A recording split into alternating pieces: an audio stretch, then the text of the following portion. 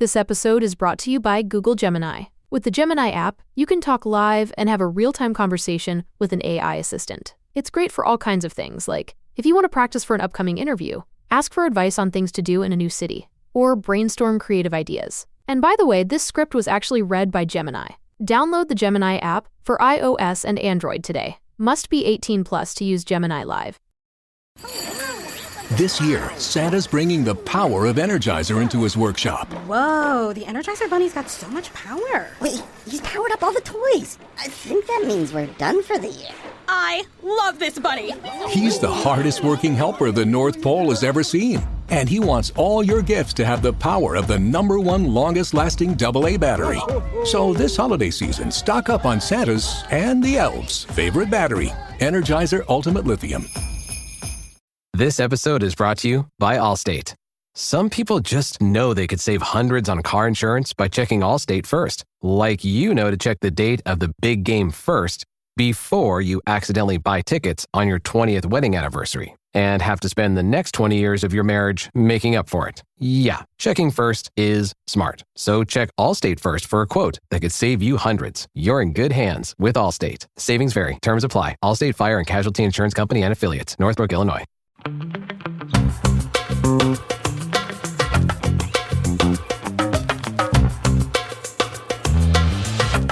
Hello, everybody, and welcome back to another episode of Don't Blame Me. And today, our wonderful patriotic guest is Nikki Limo. Hey. Once you guys see the video, you'll understand what I mean. I just by voted. patriotic. I have a sticker that says I voted because I did. Because you're the best. Thank you. I think everyone, Gosh. are you the only one who's voted out? I mean, as Out of of right now. this circle that's in this room? Yeah. Oh my gosh, I am. You are. Well, We're voting, but we are voting. But later. they we're will vote. voting. They are voting. Yeah. They do vote. I hope you all fucking voted. Yeah.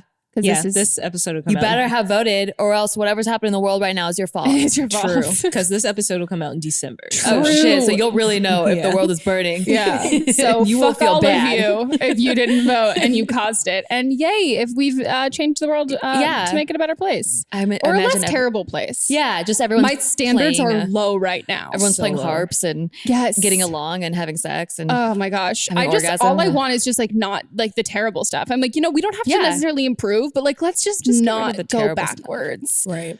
So yeah, maybe like less murder. oh, I'd be into that. Maybe less murder. I'd totally be Yes. into it. We have a saying here where you can't own an Apple TV and also be a racist. And like I would just love if we like followed through with that thing of being like, you don't get to like reap the perks of living in this century and then also be a total idiot. Yeah. I like that rule. Yeah. Thankfully, all of my friends own Apple TVs. They're not racist. I have an Apple TV. I have 2 Apple TVs. Whoa, you're double not racist. Yeah. Or does it cancel it out and now you're Ooh, racist? oh gosh. Something to think about. Shit. Check yourself. No, I they're too should. positive. Too Yeah, positive. too to make positive. Okay. positives. Two Yeah. positives equal positive. Yeah. That's positive. Positive. Yes. So this is an advice podcast. People call in, they leave us voicemails, and then we give them some advice. And our lovely producer here is Melissa. Hello. AAA. And our phone number, if you guys want to call in for an upcoming episode, is 310-694-0976. And our email address for international callers is meghanpodcast@gmail.com. And it's going to be good. Are you good at giving advice? I hope so. I mean, it depends on the type of advice. Do you give unsolicited advice? Not unsolicited. Oh, that's Yeah. You're a better person It's always than me. solicited, but I can't wait to give that solicited advice. Oh, it opened like you. I always thought, because I'm an unsolicited advice kind of person. Okay. I always thought that I couldn't deep dive more, but then the power that you have when someone actually wants to hear what you have to say. Yes. You're like, hold my hoops. Yeah. Let me tell you. As long as I have all of permission, this. you're in for a ride. I'm going in because like now you've signed up for this. Yes. Like this isn't just me like trying to tread lightly without being like, I don't want to offend you. I'm like, Right. oh no, you asked. And here's the thing. I think you're a bad friend if you don't tell the truth. Oh, I think you are too. If you're a good friend, you will tell them the things that they don't want to hear. Yeah. Or maybe you say something nice and they're like, oh, phew, I was right. And that's cool. But at least they know that they can trust your word. So I always hate that when friends don't ask your advice on something or your opinion. You're like, please ask You're me just because dying. I have one. Like I got one and I really think you should hear it, but I'm not going to tell you until you you ask me what I think. sometimes I ask if I can have their permission. Oh You know. my friend, she was dating this guy and we went out together and she was like a little tipsy. And then I was like, I have to go to the bathroom. Do you want to come with me? And she's like, sure. And we get in the bathroom. I was like, how drunk are you right now? She goes, I mean, like, I'm a little tipsy. And I was like, I'm going to tell you something and I need you to remember it, but I need you to not be mad at me. And she's like, okay, I feel like that's good. I was like, you need to dump him. He's the worst fucking guy in the entire goddamn world. That's a good friend. Okay, that's a good friend. You're probably right. And then it took like 3 more months before she did. But she got there. But at least she got there. Yeah. She did. Breakups are hard to do. Oh yeah. I don't know if I've ghosted a couple people. Oh, that's usually me. Yeah, I'm a ghoster. No more of that. Don't do this. But she's in a long relationship now. Like, I tried to ghost him. It didn't work. I would rather, but here's the thing though. Like, I'm a big believer in like, do unto others what you would want done to you. I would rather be ghosted than you would 100% than someone be like, hey, I'm just not that into, like, no, I don't want to hear it. I'm like, it's Yeah. like my exes is like 50-50. It's like either like I'm still really good friends with them or I just ghosted them. With ghosting though, Yeah. I just never feel like there's closure when people ghost. We don't believe in closure. Oh, really? Yeah. Oh, I need it. More inclusive to guests because we're aligned on everything. Like, we don't do that here. We haven't voted either. So who are we? We're going to vote. We just were busy this morning. But no, yeah, we don't believe in closure. Why? Why is that? That's so curious. Okay, so you know what's so funny? The first conversation we had with this, I think, was Ashley, and Ashley was wearing a very similar outfit to you right now. And she like, just didn't I just get like you. look over and I'm like, wow, I can talk to you about closure. It's like I've already done this. Yeah, she had on like the exact same outfit. outfit. So funny. I'm not kidding. Bandana at all. Ashley. Maybe because you need closure on this subject. Literally, it's full circle. It is. So our feeling on closure is if you need, like, especially in a relationship or anything like that, like whoever was the reason why you ended your relationship's not ever going to be part of like you moving on. Like, I think like if anything, the only time you'd get closure is if you want to talk to your like ex or whatever and like talk it out. You're really going into, you want to get one thing. Like, you want that satisfaction of either like, I fucked up, I really miss you, or all of this stuff. But like most of the time, the answers, you're not going to get the one answer that you're looking for. And the only time closure would happen is if like they end up being a complete and total jerk. And then you're like, okay, yeah, I was right. You're a jerk. For me, it's like a puzzle, like a jigsaw puzzle, and then there's like pieces missing. Yeah. And I just want to finish the fucking puzzle. But then do they ever help you do that? Yeah. Really? Yeah. So like years later, like it'll be like 7 years later. Oh, okay. Yeah. That's our exception. Yeah, that's the okay, exception. okay. Yeah. It has to be years later because it's usually people are trying to get closure in a relationship like within like a couple months. Oh, no. And that's not a thing because the only way you can get closure is when you don't need the closure. It's like when you're already good and you've moved on and everything's fine. That's when it happens. Yeah, I can agree with that. As soon as you're trying to like tie up loose ends with somebody, like it's just you. If you still have like feelings there and stuff. You're giving them like a way to say, oh no, I messed Yeah. up. That's what you're waiting for. Yeah, you're waiting for that moment. Until you're not waiting for that, then you can get the closure because also then you don't give a shit. What do you feel about closure with friends? Because I've been ghosted by friends before. Oh, I do that all the time Oh, too. Jesus. Same. I just get like monsters. I get tired of people. Yeah, same. No, That's hilarious. Yeah. But like good friends or just acquaintances? It's usually good. Oh, holy shit.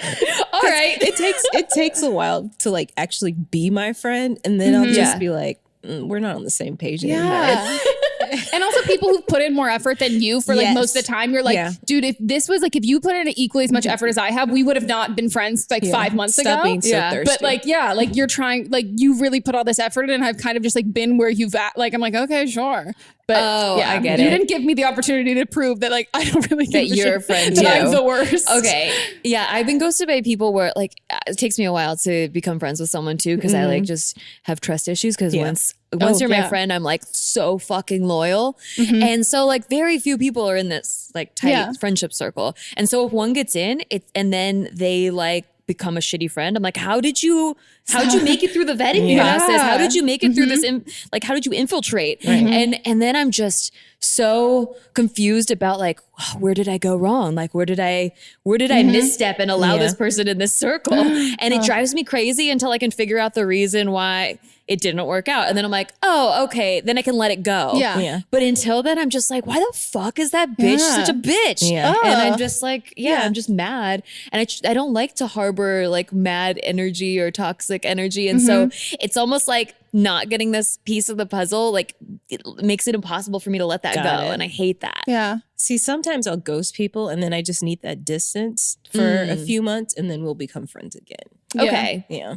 I've definitely like let distance happen. Yeah. But like full on like not responding to confrontations, I've definitely never done. I need to reevaluate myself. I'm a shitty person. Clearly, we both do. I also have terrible anxiety with when I think everyone's mad at me. So I'd rather just not respond to someone and then let them be mad at me and know that's why they're mad at me, as opposed to like so you come up a way for them to be mad. So it's not like it's a self-fulfilling prophecy. I'm like, I think you're mad at me. Like, well, at least if I don't respond, I know why you're mad at me. So then I know, like, I can control that anger. I see. Because I'm insane. Just a little bit. I understand the thought process. Yeah. I get that way too. And then I'm just like, wait, but this makes me feel better when this goes away. Because for some reason, this feeling doesn't go away, or it just stays attached. And I'm like, it's better for my aura if I just like confront the issue that I'm scared of. Which is odd because I'm also very confrontational. I'm not at all. No, not. I could not see you. No, that's why I just ghost people. Yeah. But like not even in like a oh, I'm scared of that. You're like too much effort. I'm just like, I don't care. Yeah. Okay, guys, I guess we can start and give some advice. Oh yeah, should we give some advice now? I'm 18. I recently started college, and to put it as simple as can be, I'm not having the most fun. I've kind of struggled with depression for quite a while, more recently through high school, and now I am without some of the friends that I have had throughout high school, and it's really hard making friends here. I've been throwing myself out there like a million different ways, and it just hasn't worked so far. And so I'm really kind of lonely. I'm only about an hour and a half away from home, but it's still kind of far. My sister goes to university only 20 minutes away from her home, and I see her going home on Sundays and having dinner with the family, or my mom coming up and having lunch with her when she has a break from work and different things like that. And really, I'm kind of getting FOMO, you know. I love my roommate, and there are certain things I love about my campus, like the liberal politics and stuff, but I'm just not super happy. And so I've kind of been thinking that at the end of this academic year, I'm going to reevaluate and maybe transfer to the college my sister goes to, which is only 20 minutes away from home. So if I'm lonely and without friends there, at least I'm only 20 minutes away from my family. What do you think I should do? Should I soldier on because this is the university I picked? Should I keep putting myself out there? Should I do what I said by reevaluating at the end of the year? I don't know. Just help me out. I think this is not so black and white because there's a lot of reasons someone can be unhappy. She mentioned she struggles with depression. And if you have depression, it really doesn't matter if you're at that college or you're at the college closer to your house or you're at home or you're around people, you're not around people, you're going to not be happy. It just is. Like you have depression. If it's outside factors like the stuff at this particular college is stressing you out, or you think that like you're lonely and you'll never make friends here and so you need to go back to your old friends, then I don't know, maybe you'd be a little happier if you knew some people. But I also think that these are like the best parts of your life is the figuring out part, because once you like become happy on your own, you can be happy anywhere. And even if you have depression, if you find ways to work through it and stuff that like gets you past those really, really hard parts, that's like the best piece of life to find. Yeah. You know? No, I agree. I think, I think you got to figure out exactly what it is about this school that specifically makes you unhappy. And then also, I would say, I don't know if you've talked to your sister about it yet, but talk to her. I think the thing that I learned as a college dropout. Hell yeah, me too. Hell yes. What I learned, thank God, I'm always outnumbered. Actually, I'm not always outnumbered. Most of my friends didn't go to college. Actually here because it's LA. Yeah. But usually she's giving me shit for not going to college. No, it's not the for everyone. statements that you make regarding the college. I'm like, now that I'm done with college, you're like, she's like, no, now that when I was post grad, I was like, but you didn't graduate. I meant the age. When I was post dropout, dropout. Yeah, I was like, all of my friends graduated, so I was the age of post-grad. Right. Like, That makes sense. It's an age bracket. That's what it is. It's just easier for people to digest. Yeah, it has nothing to do with a degree I did or did not get. But I would say talk to your sister about it and find out if she's happy. Because I think as soon as I kind of like swallowed my pride and admitted like to like a couple of my friends being like, so I first admitted to one of my best friends, and she's 2 years younger than us, and she's my best friend's little sister. They're both like my sisters. And I called her like crying, being like, I hate this school. Your sister's so happy at college. Everybody's so happy at college, and I don't know what to do. And she's like literally like a junior in high school, being like, oh my God, I don't know what to do. Like, I'm so sorry. Like trying to like help me. And she was like panicking and freaking out. And then she was talking to somebody else about it, and their sibling, who was one of my friends, he was like, yeah, my sister's like really hates school. And she was like, wait, Megan hates school. And so then I ended up calling my friend and being like, yeah, this is terrible. And she was like, oh my God, I'm so glad somebody else had said this. And I think everybody, I mean, it's just like the Instagram highlight reel in general. Yeah. Nobody really likes to talk about or show if they don't love something. And especially college, like I felt so much pressure to have such a good time because I don't know, like there's so many movies and TV shows about people going to college, and like it was supposed to be the greatest time ever. And my friends who had older siblings, and it was so cool and fun that I was like, oh my God, what the fuck did I do? I hate it here. Like I'm doing it wrong. And then when I started talking to a couple of my other friends, and they also really hated it and were super miserable, that made me feel a lot better of knowing like, wow, okay, it's not just me. You're not alone. And then when I ended up leaving, and two of my other friends, and the friend that I called 2 years later when she went to college, she ended up transferring and going to a different school. And she was able to like talk to me about it, which was nice. All of us I ended up dropping out, but those two ended up transferring to schools that they really, really loved. And I think once you can have like a conversation about it and about what makes you unhappy, and if it's not just the FOMO, because your sister might be like, not that I'm saying like I could be totally off basis, but like she might like be spending so much time at home because she also hasn't made friends, and she's also wondering maybe I'm really relying on being home so much, and that's not why I'm not making friends. So I think there's a lot of factors going into it, but I think if it's affecting your mental health and there are aspects that like, are just detrimental to you, then I think reevaluating and making like a decision that's going to make you happy is a good thing. And something that I don't know, I wish someone had told me is like the college experience can be whatever experience you want it to be. Like college, like point blank is school. Like it's classes, it's getting an education, it's getting a degree. But so much of it right now is relied on the social aspect and like the independence and growing up and doing all of these different things, which that experience works for some people and sometimes it doesn't work for other people. Like my friend just graduated and she went to a 4-year university for a year, dropped out, then went home, did community college, and then moved into another campus, like to a different school, hated it there, and was like, fuck it. I'm going to move home. I'm going to just take these classes. I'm going to get it done. And I'm going to do that. And everybody had such a hard time with it because they're like, well, you're going to miss out on all this experience. Right. I hate when people project that. And you're like, if I don't like this experience and I don't want this experience, like that shouldn't mean that like I have to endure something that makes me unhappy to get an education when really I just have to get the education. Yeah, exactly. Well, that's why I hated my 20s because I'm just not a going out person. Like I like being at home with my cats. And I felt so pressured to like, everyone would be like, you need to get out and have fun, have fun. I'm like, yeah, but this isn't fun. I'd go out in a little dress. I'd be fucking freezing cold. Have to stay in a line, which I hate lines, lines. Then I go to this loud club where I can't hear anything. And then some smelly guy is hitting on me and I don't like that. And then I just want to get a drink, but it takes so long to get a drink. And it's $13. And it's $13. And then by the time I get a drink, it's like we almost have to go. And it's like, it's not fun. Yeah. I never felt like, ooh, that was worth it. Yeah. You know? And then when I just finally admitted to myself that like, oh, these are the things I think are fun, which is staying at home and like doing arts and crafts or whatever I'm doing.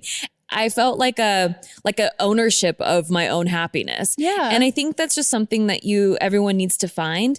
And it is really easy to look on Instagram and see everyone being happy and like having such a cool life. And you think, oh, if I just went to Fiji, like I could be on the beach having a good time too. And then you get to Fiji and you're like, why do I feel so alone still? Yeah. It's because you haven't really found your happiness and you're looking at everyone else's, projected sense of happiness. And it just becomes this like dark web that you spiral down when you don't have a sense of self. Yeah. Yeah. I think you gotta I think the end advice would be, I would say reevaluate. I don't think you need to stick it out unless you feel like it's worth it and you feel like you actually like it there. And and if you know why you're there, like you said, how you're there to get an education. So if there's a field that you're studying that you're actually really passionate about, I think focusing on that will make you more happy. But if you're just there because that's where you're supposed to go and that's what you're supposed to do because everyone else is doing it, then that can definitely contribute to a lot of unhappiness and confusion and darkness. And you're allowed to have picked the wrong college. Yeah. Fuck it. I mean, don't fuck it, but get your education. Just do if that makes do it in a way that's going to make you happy. Yeah. For many businesses, the holiday season can be both an exciting and stressful time. With so many balls in the air, one thing you definitely want to know you can rely on is how you're selling your products. And with Shopify, you can rest easy knowing it's the home of the #1 checkout on the planet. Nobody does selling better than Shopify. And when it comes to successful brands like Aloe, Allbirds, or Skims, an often overlooked secret is all the things that go on behind the scenes that make selling and, for shoppers, buying simple. For millions of businesses, if you take a peek behind that curtain, you'll see that Shopify is what makes it all possible. Shop Pay boosts conversions up to 50%. So that's more happy customers and way more sales going. It's true all the time, but especially this time of year, your commerce platform better be ready to sell wherever your customers are scrolling or strolling. On the web, in your store, in their feed, and everywhere in between. Businesses that sell more sell on Shopify. Upgrade your business and get the same checkout we use for Realm merch with Shopify. Sign up for your $1 per month trial period at shopify.com/realm, all lowercase. Go to shopify.com/realm to upgrade your selling today. Shopify.com/realm.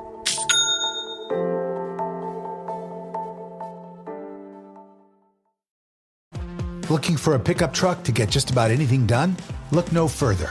The Chevy Silverado EV isn't just the most powerful Silverado ever, with next-level towing capability and technology. It also offers game-changing versatility with the available multi-flex midgate and tailgate, which means Silverado EV helps you carry large, bulky, and oddly shaped items up to nearly 11 feet in length.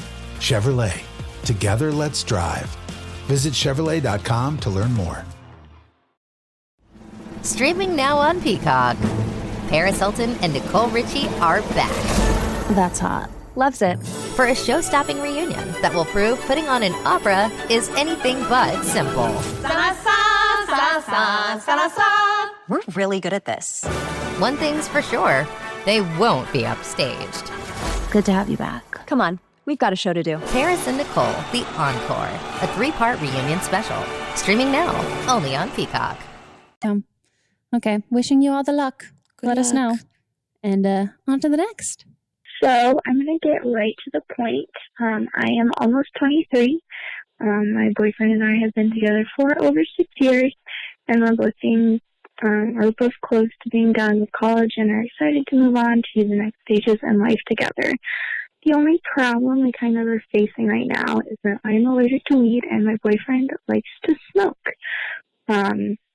He only smokes once or twice a week with his roommates and never when I'm around.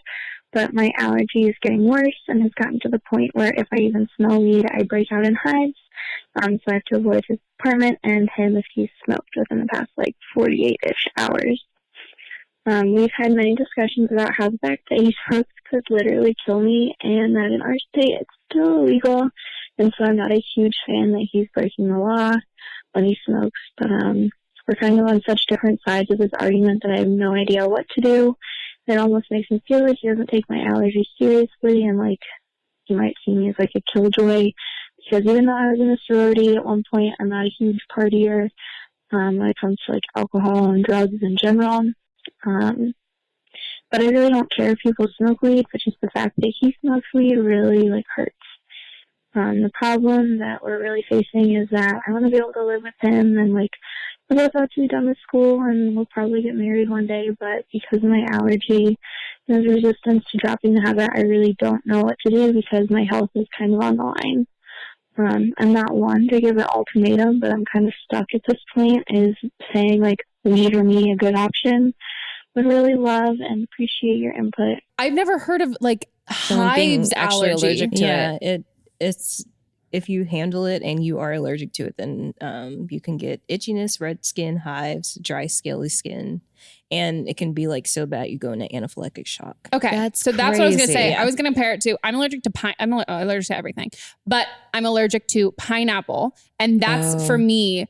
Pineapple's the only one that pineapple and MSG, monosodium glutamate, are the only ones that for me are anaphylactic shock. And that's like, can't eat pineapple? No, that but sucks, man. If my boyfriend fucking loved pineapple, he wouldn't eat it. Yeah. Like even if it's one of the things, like for me, it's like I can be physically around it. I just like can't touch it, and it would have to like be in a plastic bag in the fridge in its like separate area. Yeah. And I wouldn't be able to kiss him, and he still would like. Even with that, if it's a fruit salad somewhere and I'm not eating it, he'll be like, oh, no pineapple. Because he's like, well, no, I'm not going to like risk it. Do that at all. Even like if we do the safest precautions, he's like, that's just like not necessarily worth it. Yeah. So does your boyfriend know how like serious it does sound like he's not taking it seriously at all. And that's really hurtful. Your feelings are totally valid. In a way, he's choosing marijuana over you because he needs it so much that even if it hurts you, he needs to do it. Can he have it? Can she, like, what if she's around edibles? I don't know. Yeah. I mean, we have to see. Have you made the argument? But they're also in a place where it's not legal, so edibles might not be readily What available. about vaping? You know, because then you're not actually dealing with the actual leaf or plant. Yeah. But has your arguments to him been about the fact that like you say that you don't care if other people smoke weed, you just don't like that he smokes weed, and you just don't like that he's doing it because it's like illegal in general? Has your argument to him come from that place? Because that sounds like not more possessive. That sounds like a place of judgment too. Right. And like you guys have different lifestyle choices, and you have a different side of opinions on this. But I think if you come from that place, it's like there can be something that you're like, yeah, cool, not for me, but like, I don't care if anybody else does it. But if you kind of come at it from a place of being like, I don't like that you do this. This is illegal. Like, I don't really like this. I don't like this. And you don't come from like the health perspective first. I think he's probably just being like a stubborn, like 20 something guy who's like, no, I want to be cool and smoke weed. Yeah. Or is there like a documentary or something? Like just come at it from the health angle more. I don't know. Maybe you are, and he's just like a complete fucking idiot. I don't know. I just think that if he can't give it up, or either he gives it up because you make him give it up, and not his choice to give it up, and then he resents you, and then that's a terrible relationship, or he keeps doing it and then it hurts you physically, and then it hurts you, and then that's not a good relationship because you're dead. So the only way that this would get resolved and you would have a good healthy relationship and move on is if it was his choice and he saw how much it was hurting you and he chose out of free will to be like, you know what, I love you more than this. Yeah. And so really that's what it's going to have to come down to. Because otherwise, if it's just like you making him quit, that's just somewhat, he was going to want to rebel against it. Yeah. And he's going to resent not being able to. Maybe he's trying to just like get that fun in before you guys live together. And you saying that he's not smoking around you and he's like respectful of that. So he's not like, you're not being bombarded necessarily with it. Your allergies getting worse. So I think like come at it from that place. But I mean, when my boyfriend and I started dating, when you said you felt like a killjoy, my life is a killjoy. Like I am the biggest killjoy. My boyfriend stopped like drinking as much as he did with his just casually, or like going out, like clubbing, going out and doing that kind of like rowdy single 20-year-old guy, like just like partying hard kind of thing. Cause like I'm not into drugs and I don't drink. And so that though, it wasn't a conversation. Like I didn't have to be like, hey, by the way, like I don't really want to date somebody who like is really like a super hardcore partier. He just knew that and implemented it. But then at the same time, if he goes out with his friends, like he's still gonna like party and do that kind of thing because I'm not around, and not in like a douchey way. So I don't know if there's like for him, like, is there a way that he's allowed to? When you started dating your ex though, was were your lifestyles already that way? My current boy, no, the one that you're talking about right now. My current boyfriend. Oh, it was your current boyfriend. Yes, yeah. Okay. So were your lifestyles like that before you started dating? I wasn't a big drinker, and he was. Yeah, he he's like, because this girl, it sounds like that you started dating when you were 17, and then now they're 23, and people grow apart. Mm-hmm. I started dating my ex, the one that I moved to LA with, when I was 18, and then when we were 23, I just realized we were completely different. Yeah. You know, like I thought we were really the same when we were 18. And then after being an adult for a while and living on our own, I realized like, oh yeah, you're totally not my type at all. And it was really hard. That breakup was so hard because nobody did anything wrong. Yeah. And I still loved him, but I wasn't in love with him. And how do you break up with somebody like that? It was a really, really hard breakup. I had to end up doing it because he was still in love with me. But yeah, I just kind of distanced myself. So it could also, and I'm not saying this is true in your case, but you might want to examine like whether or not you guys have just grown apart, and maybe this is kind of something he's doing to distance himself by not giving it up. Yeah. Come at it from a health angle, like 100%, and like just serve him the facts. Don't have it like laden with like judgment and emotion and like disdain or like the fact that it's illegal and all this other stuff. Just focus it on it being about your health. Make sure he's educated on it so he knows the kind of decision that he's making, and then give him a chance to change. And then if he doesn't change, take that as that's what he's going to say. Yeah. And there are other people out there. I know it sounds like, you know, this has been the most serious relationship that you've probably had in your life. So you're like, this is the one, but I swear to God, you don't have to settle. Like there are so many people, and there's a person that will value you for. There's multiple people for everybody. I'm not a believer in soulmates. I'm like, there are multiple people that you can end up with in this world, and not one of them, I don't think you're ever going to really have to settle for something like potentially going into anaphylactic shock. Well, let us know how it goes, and best of luck. Don't die. Good luck. Oh, it's such a clutch off-season pickup, Dave. I was worried we'd bring back the same team. I meant those blackout motorized shades. Blinds.com made it crazy affordable to replace our old blinds. Hard to install? No, it's easy. I installed these and then got some for my mom. She talked to a design consultant for free and scheduled a professional measure and install. Hall of Fame son. They're the #1 online retailer of custom window coverings in the world. Blinds.com is the GOAT. Shop up to 45% off select styles, plus a free professional measure during the Blinds.com year-end blowout. Rules and restrictions may apply. Hi, I'm Laura Cathcart-Robbins, and I am the host and creator of the podcast, Only One in the Room. Every week, my co-host Scott Slaughter and I invite you to join us and lose yourself in someone's only one story. The Only One in the Room has a wide variety of guests, from prisoners to abuse survivors to swingers. With 21 seasons and counting, we guarantee that Only One in the Room will have a story that you'll connect with. This podcast is for anyone who has ever felt alone in a room full of people, which is to say that this podcast is for everyone. Hey, do you like true crime? Me too. And I know what you're thinking. There's so many true crime pods out there, you've already heard all the stories. Well, what if I were to tell you you're wrong? I'm Leroy Luna, the host of Excuse Me, That's Illegal, the podcast that takes a hardcore look at softcore crime. I've got a back catalog of hundreds of bizarre and hilarious stories just waiting to be heard by you. So come join me. Excuse Me, That's Illegal is available anywhere you get your favorite podcasts, with new episodes dropping on the 10th, 20th, and 30th every month, baby. I am 20 years old, and I go to a super small liberal arts school in Ohio. And, okay, so the thing about going to a small liberal arts school is you either play a sport or you're in a fraternity. So keep that in mind. So I dated this guy my freshman year of high school. I'm currently in my junior year. And when we dated, it was fine. But after the fact, I realized he was such an asshole. Like, after we broke up, we hooked up a lot, and I super regret it. But, like, it got super messy. Like, he would tell people I raped him. He definitely took advantage of me, and it's just, like, super shitty. I have so many friends that are in the same fraternity as this guy that I dated. So I have super close ties with that fraternity. And now, this is where it gets tricky. Okay, so I have a crush on a boy that's in this fraternity, and, like, he would Snapchat, or, like, we Snapchat sometimes, and I always Snapchat him first, and he's like always the one that responds and is always super flirty. And two of my best friends are in this fraternity, so it's super hard to like cut ties with it. And I have a really hard time like separating myself from being like this guy's ex-girlfriend, and I don't know how to move past it. I feel like everyone, because I have so many close friends in this fraternity, and I feel like they all think of me as this guy's ex-girlfriend, and like this crush on a boy that I have, I feel like he doesn't want to date me because I'm this guy's ex-girlfriend, technically, even though it was super shitty, and I wish it never happened. So I need some help.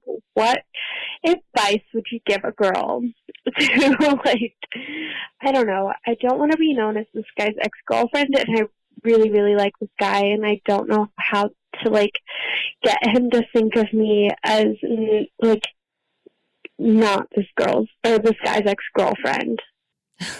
Does this guy care?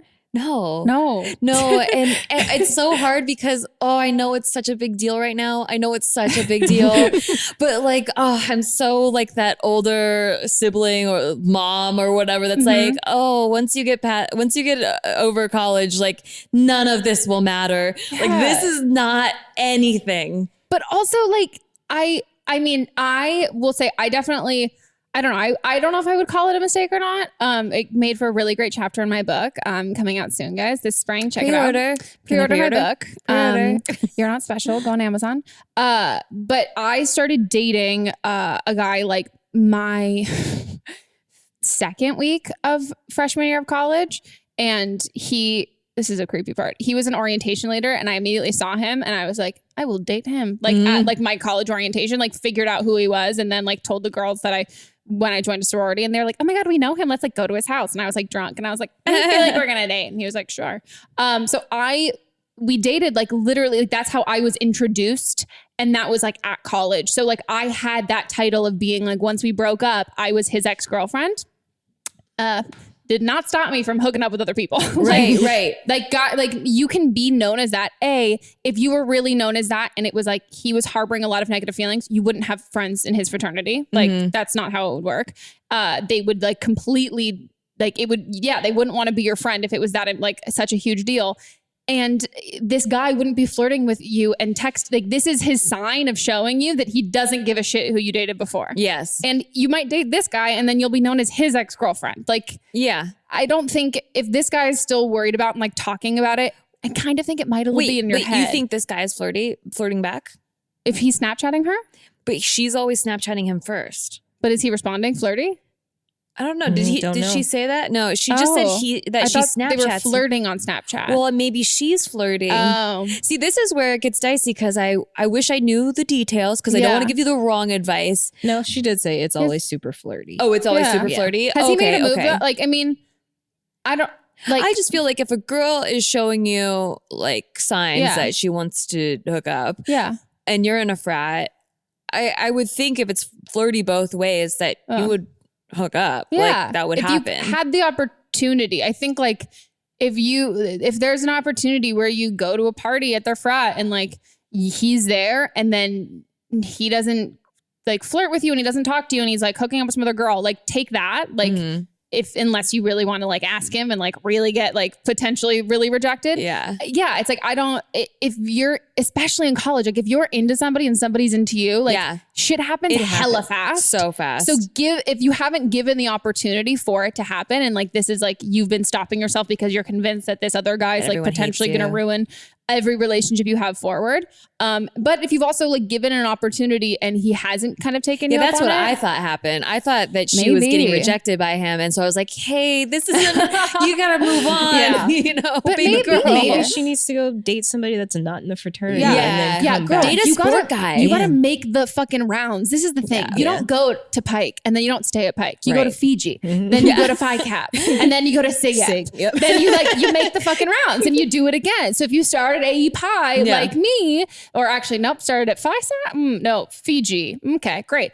No, so you got to start and then you can slowly come back. So then by the end, like end of my, or right before I dropped out sophomore year, I like finally came back to AUPI and I was like, okay, I can be here for a minute, but like, don't stay in one place too long. Make like, do you know what I mean? Yeah, like, totally. Just like sow your wild. There's so many routes you can go. Also, like I know that's why I had to leave. I literally dated everybody who I was even mildly interested in. That I was like, cool. There is nobody left for me to hook up with. Yeah, I'm out. If you really want to piss off this guy, you know, just hook up with his big bro.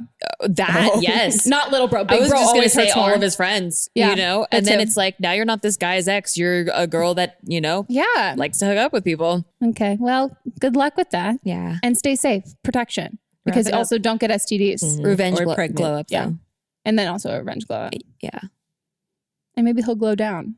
Yeah. Dim. Oh, that's a good one. Oh, I love it. Dim down. Okay, guys, we're going on a break and we will be back. Bye. Bye.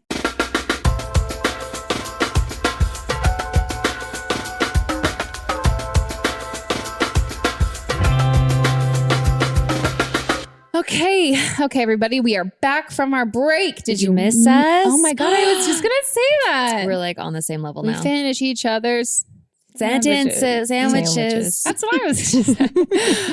Okay, let's hop back into calls. I'm 21 and so I am a junior in college and I am exploring, the dating world again after, breaking up with my boyfriend of 3 years and I've just kind of run into some assholes, if I'm being honest. Like, and one particular asshole, we met on Tinder, which was like kind of weird for me. Like, I wasn't super comfortable with it, but anyways, irrelevant. We met on Tinder, and I'm like really, really short. I'm 4'10", and he is like 5'6" or 5'5" or something like that. And he honestly comes off as like having little man syndrome. Like, I'm not a doctor or anything, but that's honestly what it seems like. And he just like has no chill. And we stopped talking. Like, I was like fed up with him. We got into an altercation, and I just was like, you know what, you're kind of an asshole. And so he, was still following me on social media and saw, like, I'm not kidding, months later, that I've been talking to another guy and posting pictures with him. And he's like, wow, you're a hoe. And I'm like, what do you mean I'm a hoe? And he's like, well, you probably started having sex with that guy, like, within minutes or something like that. And I'm like, what? Like, what does that have to do with anything? Like, I was like, we had sex, like, pretty, like, off the bat. Like, what is that? Like, what does that matter? And he's like, only because I asked you to.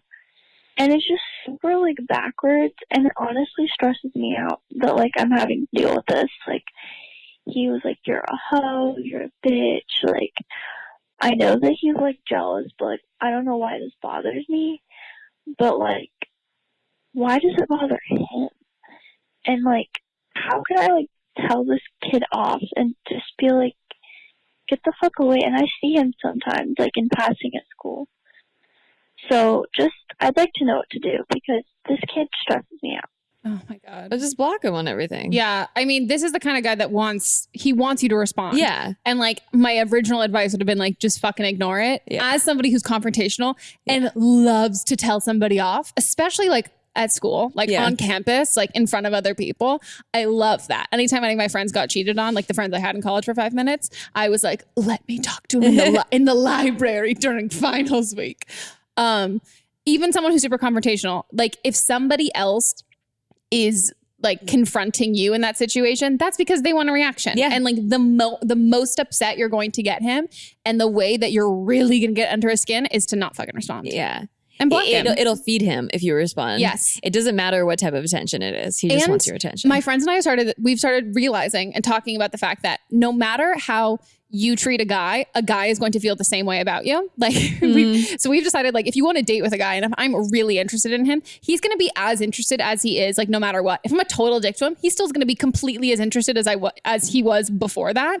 This guy, like, if you give him, no matter what you do, he's going to come at you with like the same, if you match what he's doing this because he's enjoying getting this rise out of you. Like, you're not proving any sort of point at all. Like, yeah. He's getting off on that kind of confrontation and drama. So even if it's something that you're like, if I heard someone say this to me, this would really help me. Like, no, you have to go about it from a completely different tactic because he's being the aggressive one. So like, he's still obsessed with you. Yeah. So block him. Isn't it nice you can block people's phone numbers now?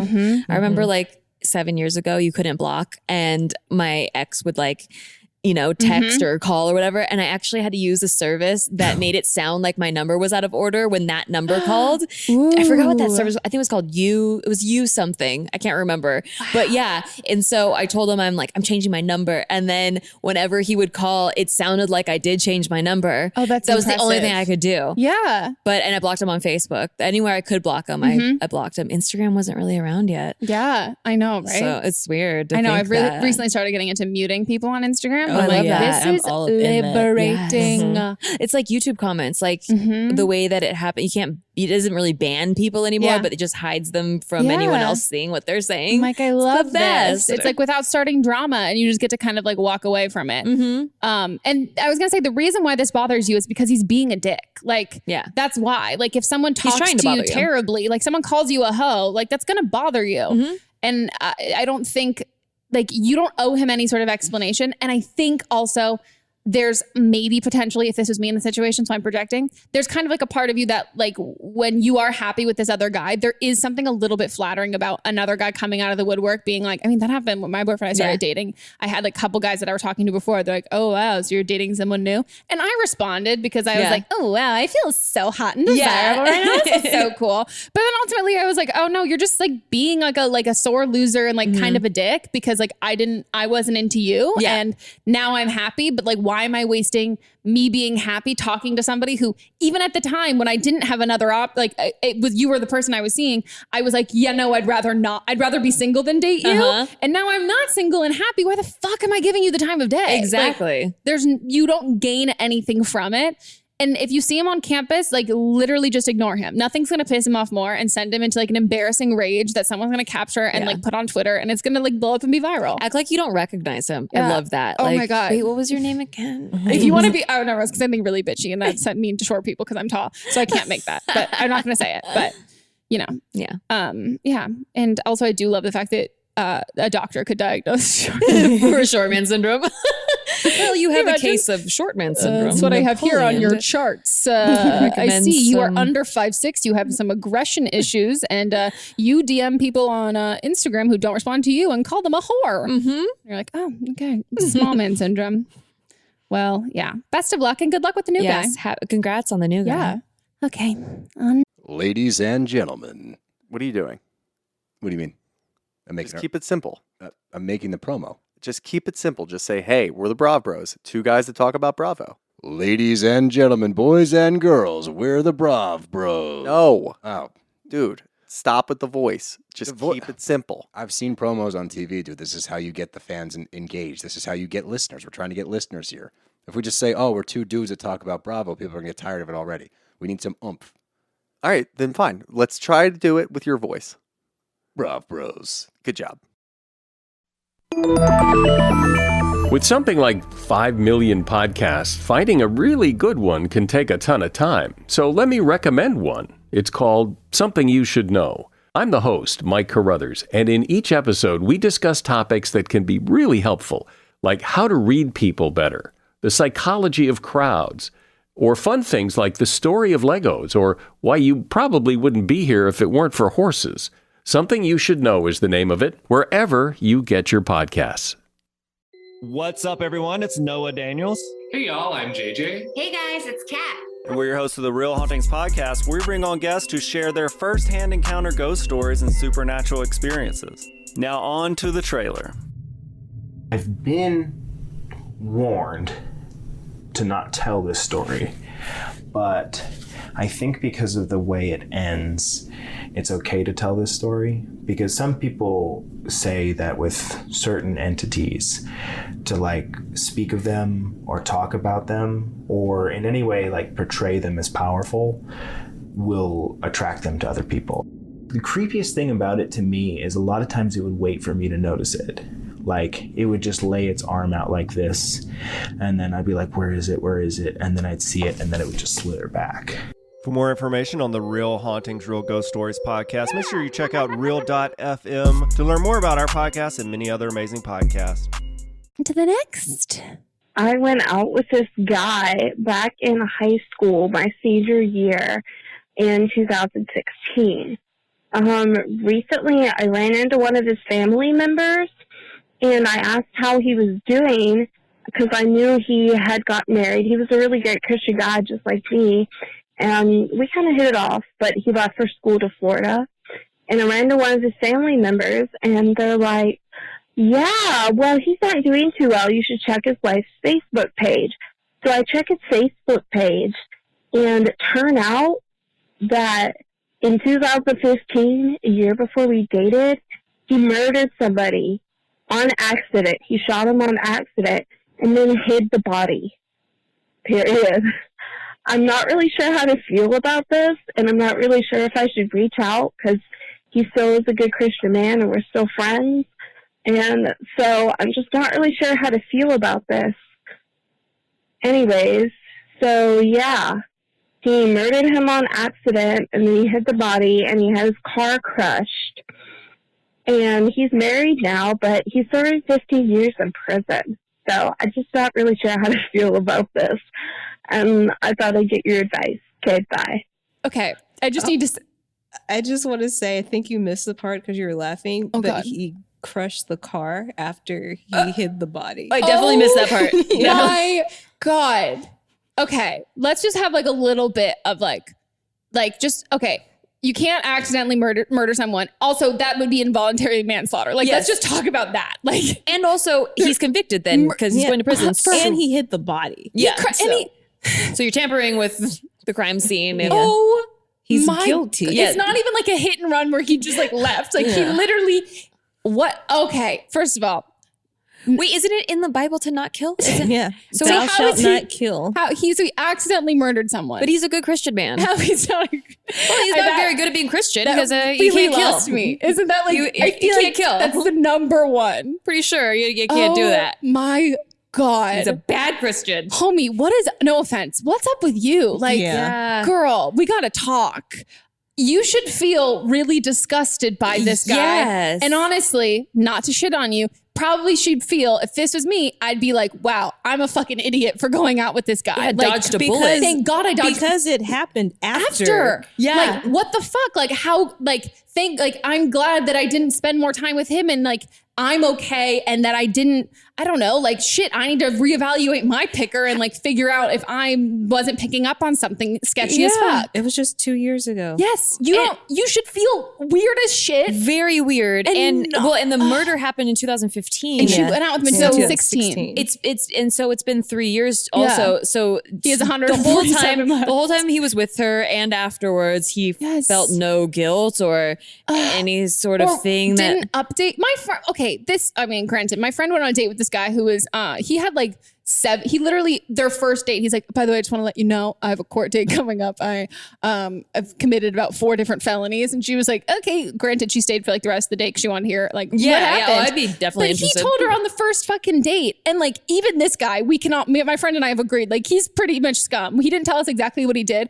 but just figuring out how many felonies, like they're only like what are considered felonies. We like figured out arson must have been involved. Like this guy's not good. Right. And even he managed to tell her on her first fucking date. Well, it's so that like, you have a choice. Like you get to know, okay, I'll stay with you willingly knowing that. Or it's like having a kid or not. Like That's like being like, oh, this is something that would like potentially affect it doesn't the relationship. It affects everybody. Yes. I'm potentially taking a job in China. And how is she still like, I'm sorry, how are you still defending him and knowing that the murdered guy's family is like looking for a body all of these years, and now they finally get closure, and you're like, oh, I feel bad for the murderer ex-boyfriend I had. And also, I'm not to like make this about religion because I'm not religious, but like being a good, like just because you're a Christian doesn't like mean you're good. Mean you're a good person. No. And it also like I'm not shitting on anybody's religion as long as your religion doesn't like affect other people and like say that other people's existence that other people shouldn't exist or invalidate or take away other people's rights. Believe what you want to believe, whatever makes you. Whatever it feels true to you. Yeah, and like satiates you and gives you that feeling of like hope and all of those things. That's great as long as it's about for you. But somebody was fucking killed in this, and you're using that as a blanket statement for like he's still a good guy. Just because you're Christian doesn't make you good. No. I mean, I was raised Catholic, and then I was Christian, and then now I'm spiritual, and like have a relationship with God, but like I'm not part of a religion. And one of the things I didn't like about religion was the structure and this notion that as long as you're part of this church, then you're a good person or you're a bad person if you're not part of this church. That to me, that doesn't define your character. No. This like being part or not part of something. So yeah, you need to see this person as an individual, not as someone that's part of your group, but as a person that's an individual that made these choices on his own that were actually against your religion. So, you know, because it's like a moral issue. That's the thing. It's like, it's a moral issue. Like someone can be a part of any sort of organization, but if their morals, that's what speaks for them. Like it doesn't matter. You don't it's not a get out of jail free card. Like you did something hella fucked up morally. And they took away someone else's right to live. Yeah. You know, and that's like, and hid it. And hid it. Like, that's the worst. Girl, like watch good God, like just Forensic Files. Watch some crime shit and dude, realize I've been like obsessed with Making a Murderer because season 2 just came out, and I'm just like, we just finished it last night, and it's just, oh my God, I'm so into all that shit. But yeah, God, it's just, and also like, it just pisses me off because there's like so much sadness for people who like when involuntary manslaughter is a thing, like somebody who's got a substance abuse problem got behind the wheel and killed somebody while they were drunk driving, and that guilt that those people must feel, and they do, like walking around this whole time knowing that they hurt someone unintentionally because of like a selfish choice or something like that was happened like that, and then you're putting this guy in that category when, or like, even if they didn't have a problem, like so my neighbor hit somebody and killed him. But this guy was jaywalking, and it was during an hour of the morning where the sun was like perfectly blocking that. And there was no crosswalk or anything. And my neighbor like ran him over at like 45 miles an hour. And he was just like, whoa, what, you know, just in so much shock for like weeks and months, just like didn't know how to feel, was just sobbing uncontrollably, could not handle that he like killed somebody. That's an accident. Yeah. Shooting someone and hiding the body and crushing a car, that's not an accident. No. We need definitions for words. Yeah.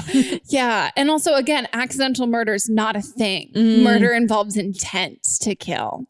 So I think you need to figure out like on your end, like, why do you want to reach out to him? Yeah. Right. And like, the family member told you to check the wife's Facebook page. So are you friends with the wife too? Yeah. And also, how long did you like date for this to be like, no matter who I fucking dated from my past, like my high school boyfriend, it could have like, I found out now that he like accidentally killed somebody, or purposefully in his case.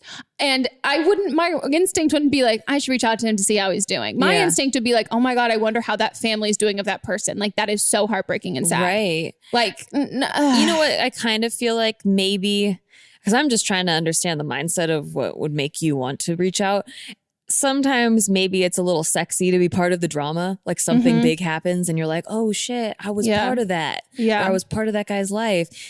So that's the only thing I can think of. And then you just need to check your own self. Like, what is your intention for this? Yeah. And you just need, that's what you need to figure out. And you need to not reach out to him and focus on guys who can be a part of, that's what you want to date, people part of your religious organization, but people who are good people and like not actually good people. Mm-hmm. Yeah. And not just, oh, cool, he's Christian, so therefore he's a good person. Mm-hmm. So focus on like the people amongst that. He talked about God a lot and like recited verses, so therefore he's a good person. Yeah, so if he shoots somebody, it's okay. Yeah.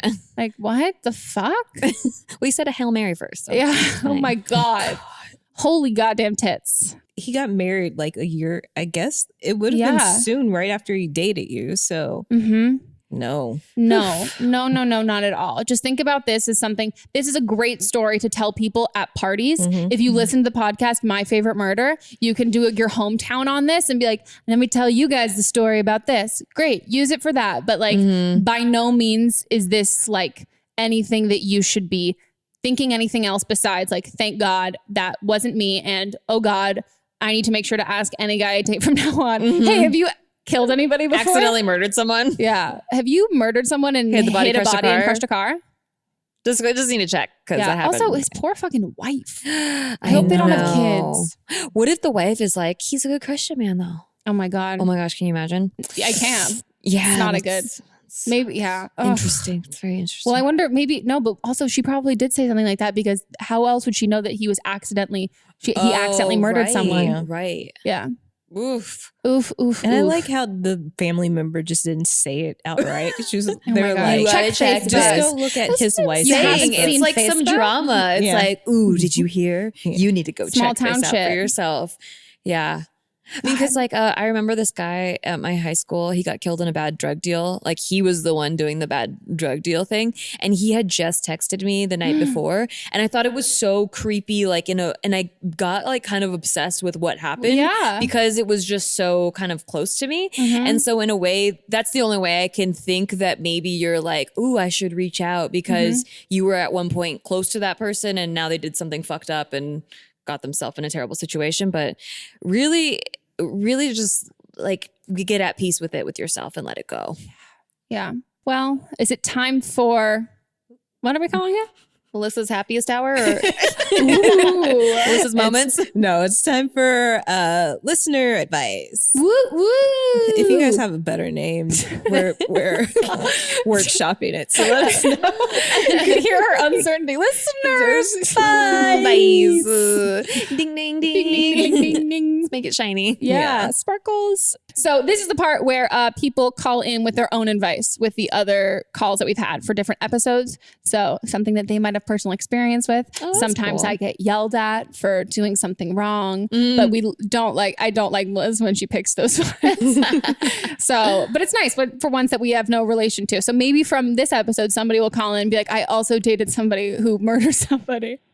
Hi, I'm 22 years old, and I just had some insight on the episode with Andrea Russett for the girl who said that she got drunk and her coworker's husband or fiance ended up sexually assaulting her, and she hooked up with her friend, or they finally got sexually intimate with her friend of 5 years. I kind of did the same thing after I was raped at 16, and it was my first sexual experience, and it was horrible, but I did the same thing. I ended up going on Tinder like 3 months later and just getting my body back, being in control and having sex with guys. So I felt like I was in control, and I didn't tell any of them. None of them asked me why I was doing what I was doing. I didn't tell anybody. And honestly, my advice to her is that you don't need to tell anybody. I do advise that if you do want to talk about it, you do see somebody, a therapist, or they also have groups, therapy groups for multiple people who have been in this situation or who have been sexually assaulted. So just knowing that you are not alone. And like Megan said with the Me Too movement, there's so many women and even males that go through sexual assault and go through these traumatic events, and you're never alone.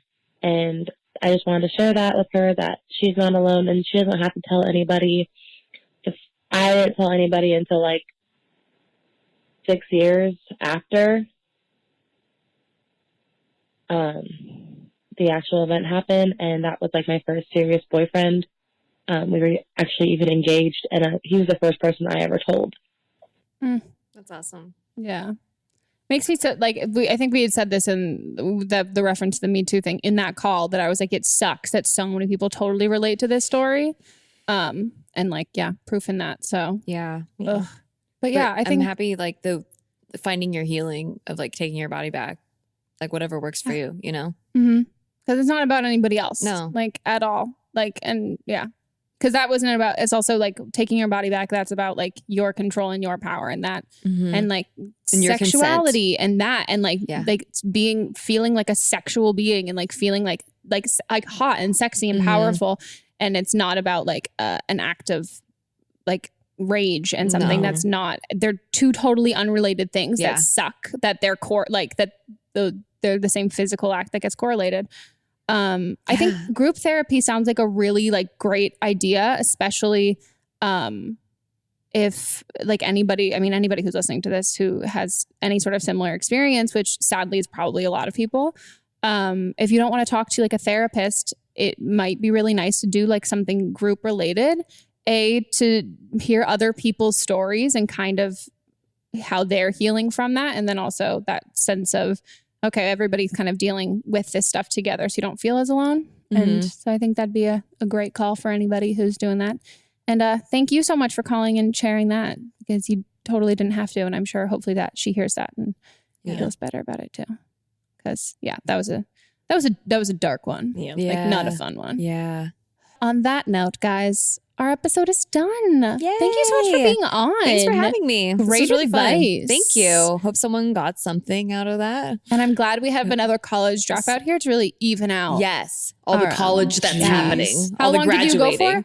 A year and like, I don't know, a month of the next semester. Yeah. Okay. Yeah. Well, go us. Yeah, go us. Follow your path. Follow your, your journey. Speaking of following, where can people follow you on the internet? Oh my gosh, good segue. At Nikki Limo is my handle on everything. It's NIKKILIMO. I also have a podcast called Shit They Don't Tell You with my husband. It's when we talk about all the shit that we wish that people told us that they didn't, about like finance, relationships, all that stuff. Oh yeah. So. My friends and I constantly have this ongoing joke where we say we feel like we missed the class on something. Yes. We're like, so did I miss the class on like when? How do people know this thing? And like any of those things. So I'm like, did I miss? When did we all learn how to do this? Because I didn't. Was it in the college that I missed? Yeah, I always ask my friends who went to college. They're like, no, I didn't learn this. wasn't. Like, okay, this is weird then. Why do I not know? Yeah. Like stocks, bonds. If you always want to follow Melissa and I on socials, we'll also be listed down below. And if you want to call in for an upcoming episode, the phone number is 310-694-0976.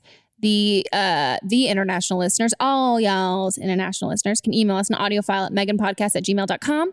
The YouTube video, guys, for watch this will be up today. At the same time. So you guys can you listen to it. Good job. Now, do you want to watch it? Do you want to see our outfits? Or if you watched it, just go listen to it in your car. Yeah. Oh, yeah. Just like back to back. Never enough. Maybe listen to it on slow speed and listen fast. Something. Yeah. True. Like me in that call about the murder the car crushing. The car crushing. I mean, none of us caught it. Except for Melissa. And if you want to check out our website, it's don'tblameme.show. Our Instagram is don'tblamemepod. Don't blame me pod. Fuck, it's so hard. I can only say don't blame meme pod. You can check us out there. And yeah, right? That's it. That's our housekeeping. That's everything, yeah. I'm very impressed that you memorized a phone number. Oh, it took months. A while. It took like, it should. Yeah. No, we like lost that ability in 2018. Oh, like nobody I only know, if anything happened, I don't know my boyfriend's phone number. Yeah. I couldn't even tell you his area code. Really? No, 7 something. I didn't memorize my husband's until he became my husband, because I was like, oh, I should know that, like, as your wife, if it's like official. My emergency like if someone, it's like, I don't know, I got shot or something, knock on wood, I don't. And they're like, what's a number right now? The number I'd be able to give is my best friend in San Francisco. Like, or you can give this number.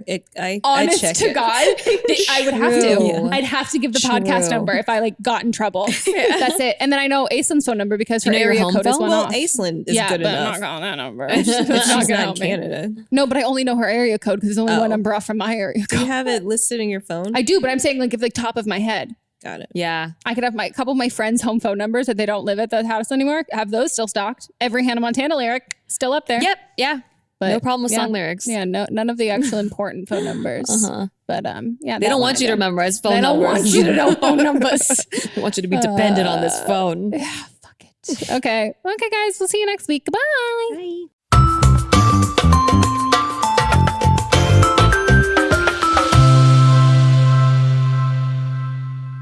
Don't Blame Me is a production by me, produced, directed, and edited by Melissa DeMons. Post-production sound by Chris Henry, production assistant Julie Carley, and music by Giacomo Picasso and Ryan Hunter. I'll see you guys next week, and don't blame me if your life, completely fucks up before then. Oh.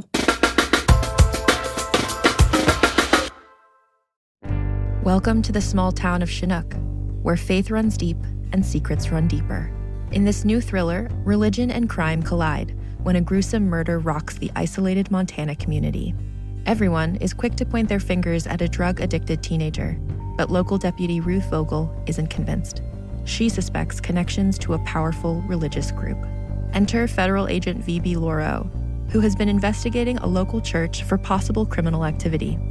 The pair form an unlikely partnership to catch the killer, unearthing secrets that leave Ruth torn between her duty to the law, her religious convictions, and her very own family. But something more sinister than murder is afoot, and someone is watching Ruth. Chinook, starring Kelly Marie Tran and Sanaa Lathan. Listen to Chinook wherever you get your podcasts.